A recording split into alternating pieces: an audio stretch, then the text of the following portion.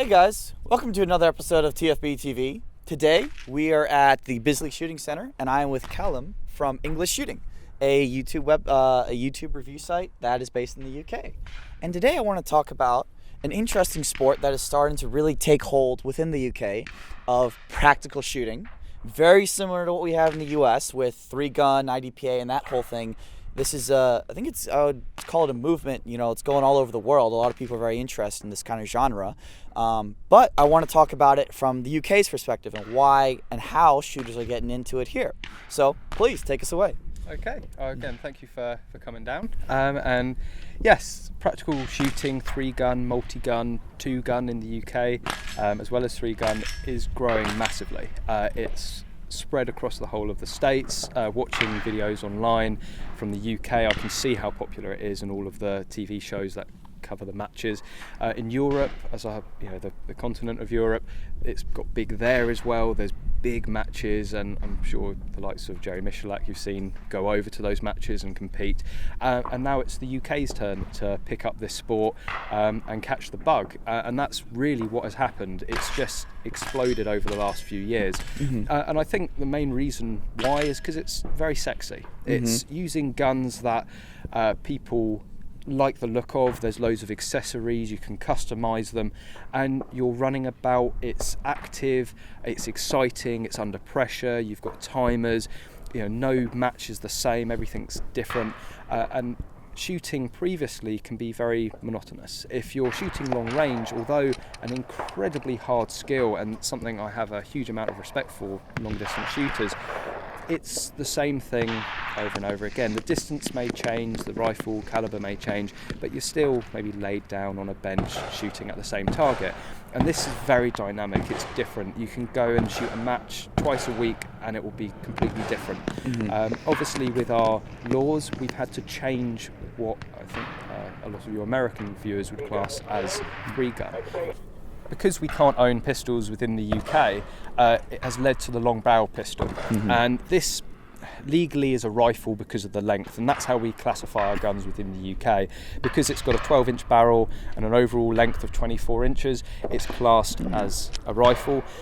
Unfortunately, a lot of the older shooters, the ones that owned pistols when they were legal here, they really don't like these. They either say, let us have pistols back, or nothing at all. So This has led to 2-gun. Also getting permission for one of these and a firearm certificate, getting the training experience on one of these can be quite difficult. Mm-hmm. So that has led to 2-gun, where people will run a 2-gun match just using shotguns and rifles. Again, a slight adaptation to 2-gun and 3-gun within the UK is the rifles that we use. Traditionally, you'd use a 223 AR-15. Mm-hmm. Centre fire, sort of full-bore rifles are restricted within the UK, so we have to use 2.2 rim fires. But it's still an incredible amount of fun, just absolutely unbelievable. And even within the UK, you don't think about the laws when you're shooting.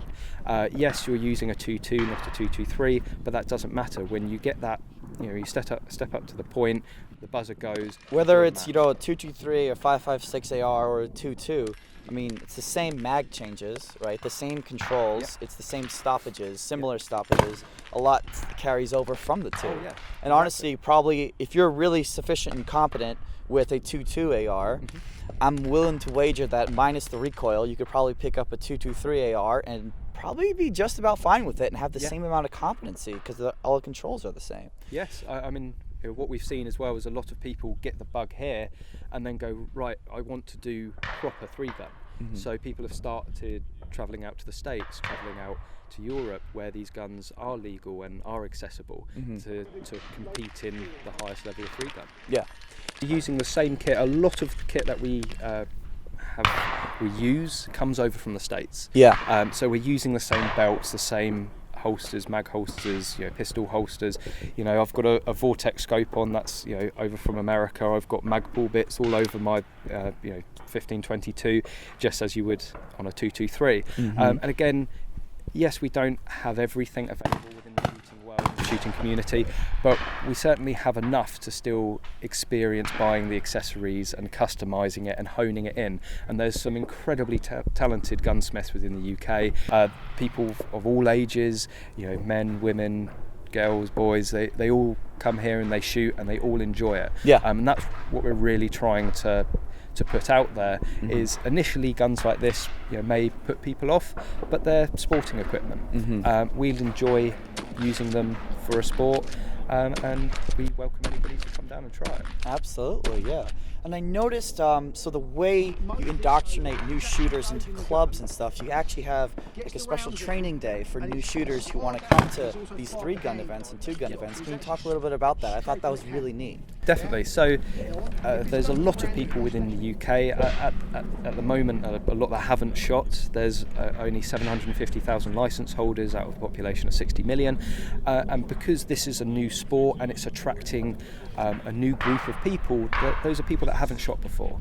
And with it being a very dynamic sport, very active sport, we want to put safety first and foremost. So days like today, we get our new members to come to a training session, and there's no pressure, there's no time. They can relax, get used to the gun, get familiar with it, all the controls, and go through the drills. What happens if you have a stoppage? What happens if this happens or that happens, and all that sort of stuff, just to relax them, so that when they step up to the point for that first time, they're calm and collected, they know what they're doing, and they can focus more on the safety rather than just all these millions of different things that they've got to think about. Yeah. I noticed in the States, I've ran into a lot of shooters in the States. You'd say things like, I really want to do IDPA or I really want to do 3-gun, but I don't think I'm a good enough shooter. And I always like to take these people and say, hey, just go to an event. However, if you just show up to an event, if you've never done IDPA and you show up to an IDPA event, there's a lot that can actually go wrong. And in the States, it's kind of, okay, we'll get an RO to give you a 10 or 15-minute safety brief, and then you're kind of on your own, buddy, like have fun.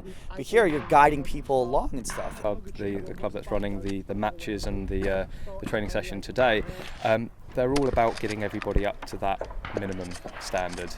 They want everybody to be able to own the guns that they need to be able to do this sport. And part of the law and regulation on getting your licenses to be able to own these guns is one of the ways is becoming a full member of a club. And when you become a full member of a club, the club basically has to say to the police that we vouch for this person. We think they're safe enough, we think they're competent enough, and we will back them for their application. So that means that the club has an onus to make sure that they are at that minimum level.